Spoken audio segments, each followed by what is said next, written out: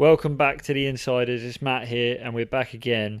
This is another little episode that we're putting out there where I have had an interview with a special guest. If you are interested in new things happening at Album Surfboards, then listen to this. I sit down with Matt Parker. We talk new models, new team members, how it works with working with and collaborating with the people he has, what's to look forward to, coming from Album Surfboards, and all things in between. Enjoy as I speak with Matt Parker from Album Surfboards. Thanks for listening.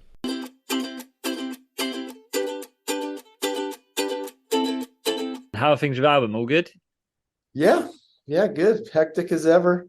Yeah, yeah, for But sure. in a good way, it's like we're always just trying to keep up with it all and try to stay on top of it, and lots Definitely. lots of good stuff happening though. So Yeah, definitely. It's that's good news. That's like it's always good to always see you boys just killing it, whatever you do and stuff. And seems like you're always one step ahead as well, which is strong. But yeah, so that's cool.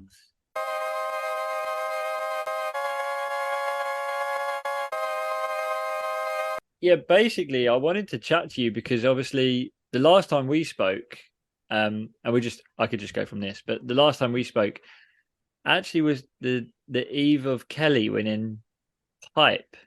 okay, That was like a year and a half ago or something. How long ago was that? yeah, yeah. So I think it was like a year in January. So yeah, like a year and a half ago. Mhm. And obviously, quite a lot of things have changed for you since then in terms of album. And and what I mean by that is some new models, some new team riders and stuff, which you know me, I'm a board geek and I'm intrigued by how you guys move. So, how has that been for you over the last year and a half?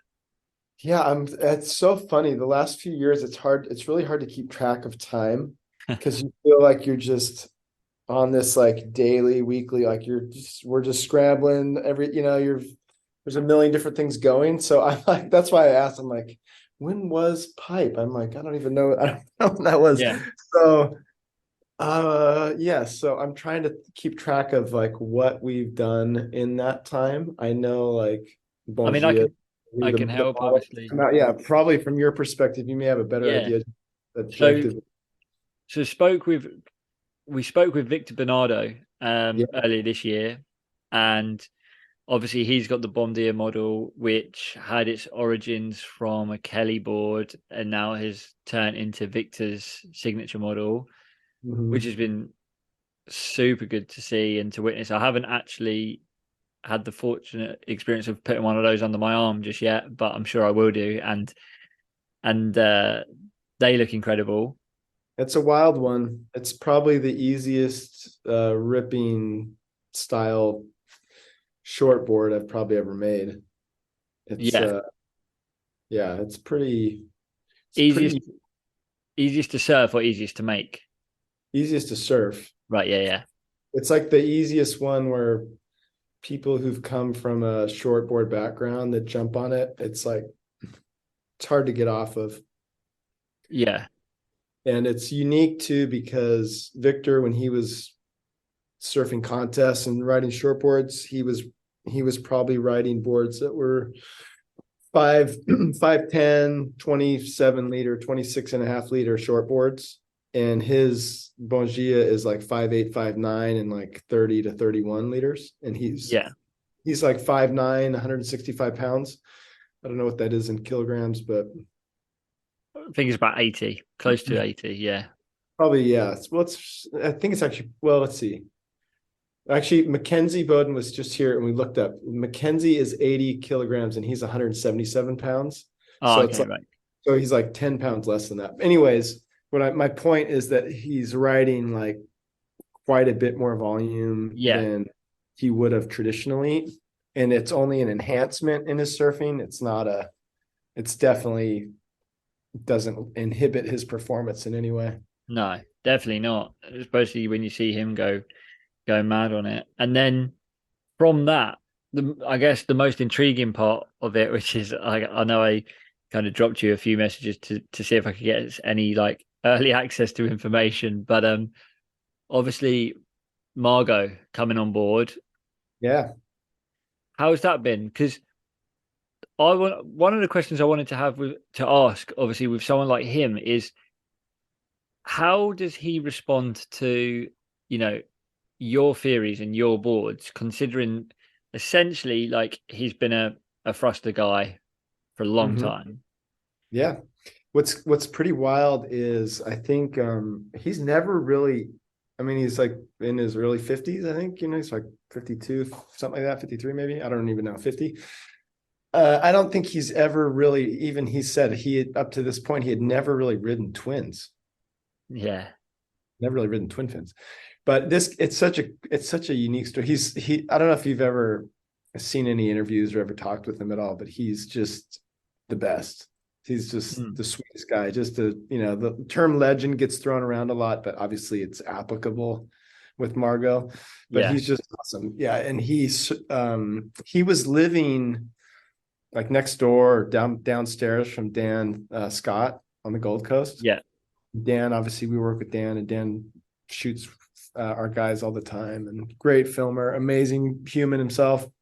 And he would go out and shoot with Margo, and like Margo was kind of like riding boards that weren't really suited to him, and they were tough to kind of wrangle a little bit, and he'd been working jobs that weren't really ideal. He was kind of like a little bit stuck, and I had done a trip over to Australia and we're hanging out with Dan and Asher, and Margo was going to be moving down by Asher, which is like 3 hours, 4 hours south from the Gold Coast. And I was like, oh, we should totally make Margo a batch of boards. It'd just be like, how sick would it be just to see him Yeah. surf something different that he hasn't surfed yet? And I have a good idea of like making boards that pack a lot of foam that he can still get after it and still rip with. And so I came back to California and I made him a batch of 3 boards. I made him a Twinsman, Bongia, and a Free Wing, Yeah. and sent him from California over to Australia. And he was just like so grateful and so stoked just to have somebody making boards and try them out. And he surfed them and was like, "Wow, this is totally sparked or rekindled like a fire of like, oh, I really want to try like all this different stuff," and just kind of opened his mind to what was Oh, okay. Yeah.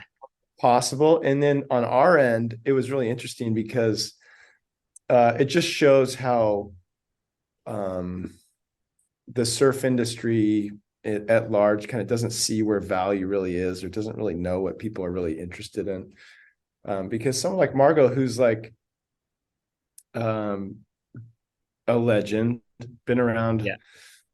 surfs amazing, still surfs amazing. There was so much interest in just a couple little clips that were posted of him riding the boards, like kind of blow your mind. Like one little barrel clip that Dan posted, I think in like Tracks Magazine, posted on their Facebook page, had like over 4 million views or something like that, something Jesus. crazy.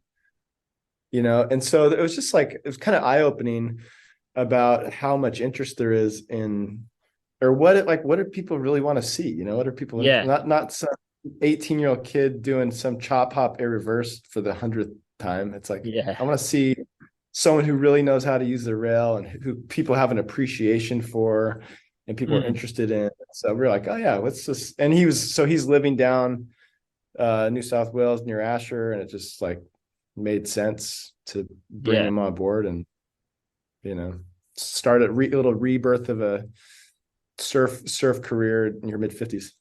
Yeah. I mean, Margo's always been one of those guys that like I've always watched old clips of him. Like some old clips of surfing, I can't like watch sometimes. Like I don't really like the style, or sometimes it's like they put like weird music over the top, and I just can't grip. It doesn't grip me. But all Margo's old clips always grip me because of his style. Like he's always had style. And as soon as I saw you tag him in a few boards, I was like, oh boy, like I I think this is gonna be a real good match for your Mm-hmm. boards and for him. And so Mm-hmm. it sounds like there wasn't really any like hesitation in terms of him going like, okay, because in the first 3 boards you've made him, obviously you've made him a free wing, which is probably the closest board you've got to what I would call normal. Yeah. And then you've made him an ASIM quad. and a twin. Made him a bunch since then. Yeah, yeah, since, but He obviously the already has first like three. two new models that we've been like Yeah, developing and working on that will probably be out here in the next. We've already made a few to sell, yeah, but there's a couple. Yeah, so he's been writing all sorts of things. and he's fully open to it, which is so cool because you know what surfers are like. Sometimes they're like, no, I only ride a free fin. Like, Mm. so that's really really cool. So that new model from is that the Vespa? Is one of That's them the Vespa? yeah, Yeah. that's one of them. He has the Vespar. So Margo has this real appreciation and real interest in just like science and nature and ecology and animals. And that was one of the reasons that he moved down to New South Wales, is that he got a job doing kind of this. I don't even know who he's actually working for, but he basically goes out and like um keeps track of like endangered species of bats, and he's like Oh wow. keeping numbers, and he's going and like doing, you know what I mean? So it's kind of like this ecological conservation stuff. Yeah. And just which is awesome because that's really what he's into. Mm, And so like the Vesper name comes from this species name for a type of bat, this right. Vesperi Ilianae or something like that. And there's a couple bat species that he was into. So that's what that name comes from. And then his other model is called the Delma, which is a type of legless lizard that lives in Australia. That kind of slithers like a snake, I was about to but say, is that not a snake? it's actually a lizard, I guess, just without any legs. So which is kind of cool too. So there's a little bit of backstory just in what he's into and all Yeah, that. Yeah. that's sick. And I know that a lot of people struggle to name boards, but when you got models, sometimes the hardest thing is to name them. But they've got a backstory and a meaning to them as well. That's really cool. And just quickly, because obviously I know how much you're like stretched for time all the time as well. Um, at the same time as making Margo boards, I saw that you was making some for Laura Enever as well. Um, Yeah. haven't seen as much. Obviously, I've seen clips of her surfing, and she looks like she's surfing like really good on them as well. But do you get much Mhm. feedback from Laura?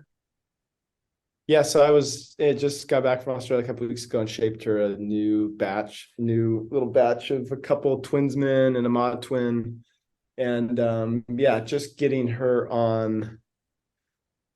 I think so many pro surfers have spent so much time riding the same equipment for years and Mm, years and years, and day in, day out, that these like getting them on things that feel fresh and new, or just make surfing really fun again, yeah. and make you really motivated to get out and surf. And so she's just been riding. I made her a batch for Hawaii.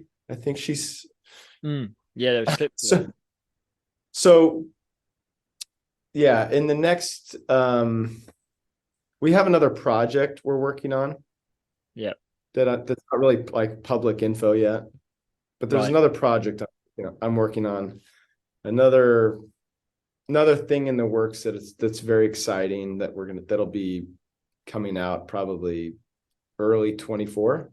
Sick. Okay, yep. And so some of the boards that we're doing for Laura are part of that Right, thing that we're okay. doing. So Awesome. And she's loving them, I assume. yeah, yeah.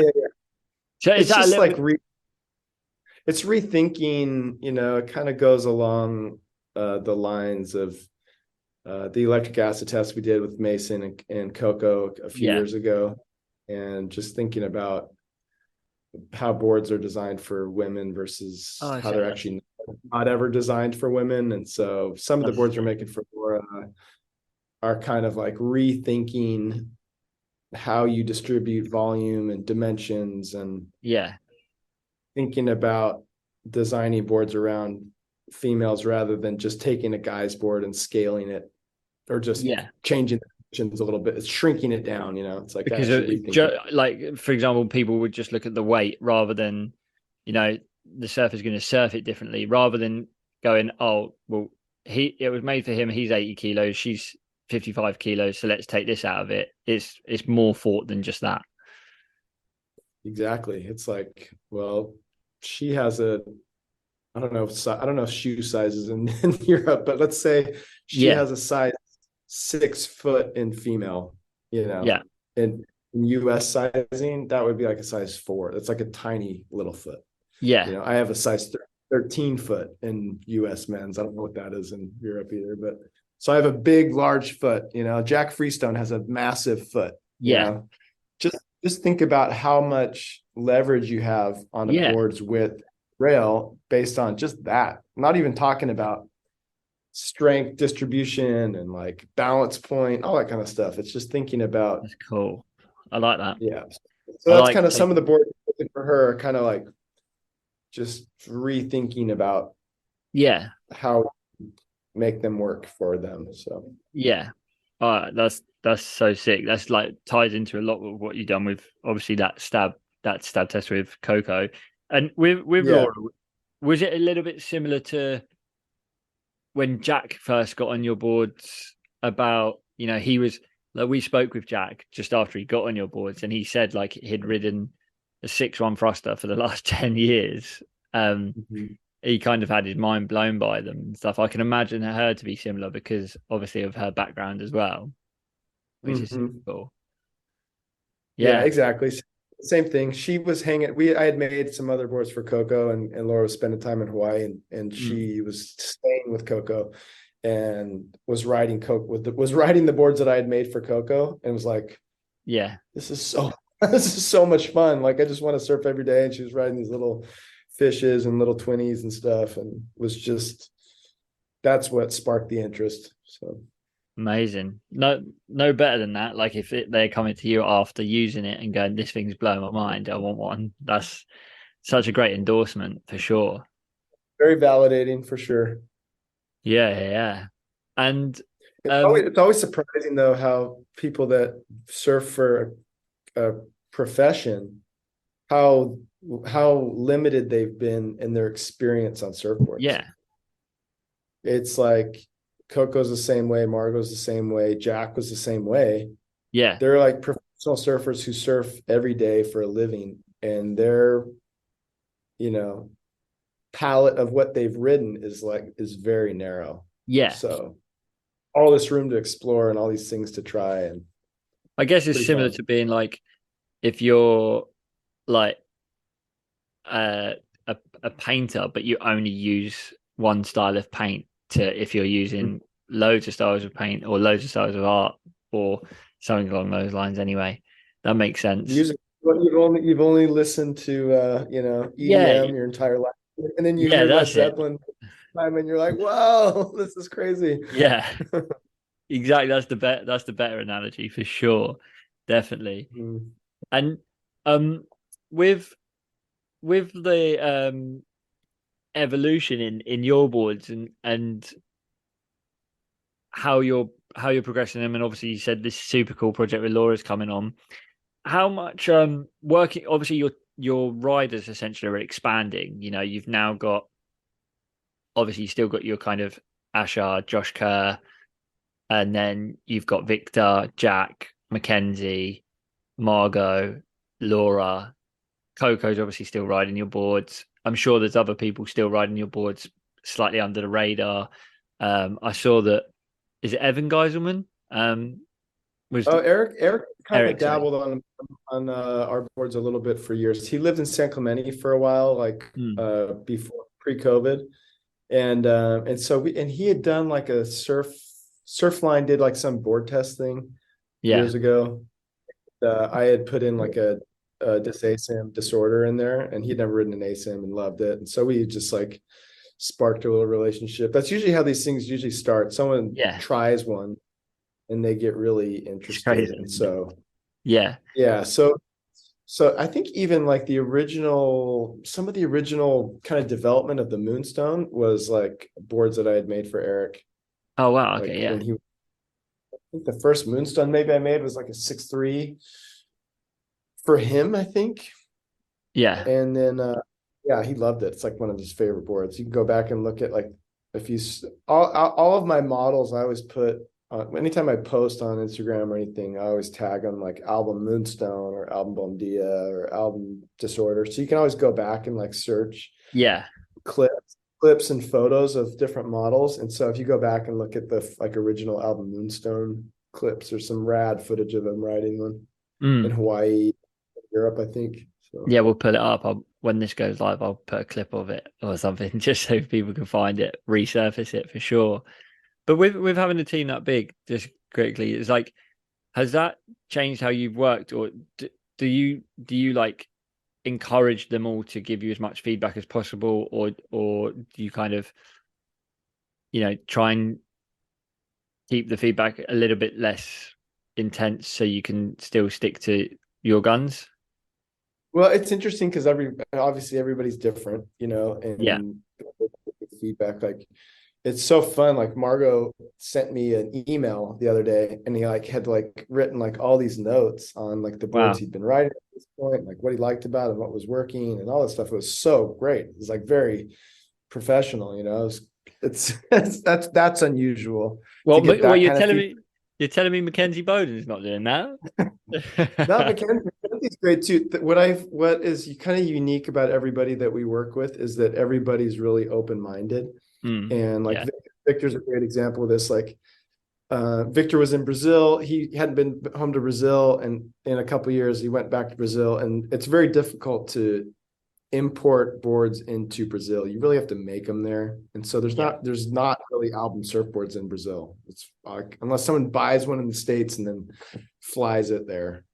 You can't really get one there. So he had this quiver of boards, surfed them, and it was like, let's just sell them to people that want them if there's people that want his boards there. So he came back and I was like, all right, cool. Let's make you a new batch of boards. I'm like, what are you interested in riding? And he was like, whatever you want to make me, he was Yeah. very open to like try different things. And I think that's pretty true. Mackenzie was in town just this week too. He was in California and I shaped him a couple boards too. And he has like a couple things that he knows that he likes, but everybody's very open-minded, Yeah. willing to try. Like Asher, we just did a new little quiver for Asher in Australia. And I don't think he asked for anything specifically. It was Oh, kind of that's so like, sick. Yeah. which is fun for me to like just Mm, dream up what I would want to see them try and ride. yeah. Just go in and make it for them. I have an idea, obviously, of sizing and all that. Shape them the boards, send them the boards, and then it's kind of a surprise for them too to see like Yeah. what they're going to try, and they kind of don't have expectations, and it's kind of a fun way to go. And then, I mean, for me, the best feedback really is seeing footage Yeah. to see Yeah. what they really go and what they really feel like. You can get a lot out of that. Yeah. So For sure. That makes me feel better because I know that the two ASIMs I ordered and that I have from you, which I absolutely love, I basically sent you my height and weight and where I surf and said, I'll leave the rest to you. And that worked. So they're amazing. So um yeah, that makes me feel more pro. But sometimes it's hard to articulate feeling. A lot of surfing is yeah. feeling. Like, what does this feel like, or what is this? It's hard to explain that. It's hard to express that clearly for anybody, even people that surf a lot. Because even sometimes, even more so for people that surf really well, because it really is a feeling. It's not Mm, a. yeah. It's hard to really put data to a feeling or to put Absolutely. words I to was that. having that with the you've made me a 6'5" disorder, which I absolutely love. And when I was first getting used to it, because I'd ridden the Townsend, but Mhm. that's obviously ace tail, but still a twin fin and symmetrical nose. And then when I got on the disorder, I kept finding that when I was going for like a front side turn, kind of like a carby type turn, that the the board was like pushing, flipping back at me. If that made sense. And like first couple of sessions, I was like, "What? Why is it? Why is that happening?" Kind of thing. I was like going into the turn nicely, and then coming out of the turn, the board would almost stay on that rail and not. And then I realized that I was kind of surfing it differently. I was almost Mhm.